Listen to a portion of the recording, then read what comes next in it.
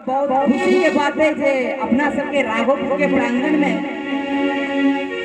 ओहो पुजारी बाबा के प्रांगण में उजाला म्यूजिक एंड रिकॉर्डिंग स्टूडियो के उद्घाटन भेला और जय में बहुत रास कलाकार लोग सब वेला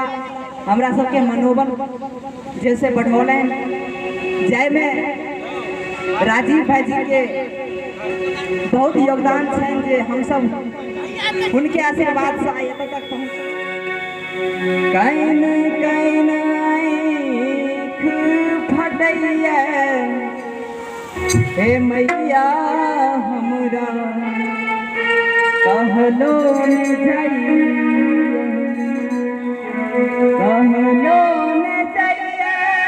मैया बाजलो न जाइए कहलो बाजलो जाइए कई पर कंठ सुखाइए हे मैया कहलो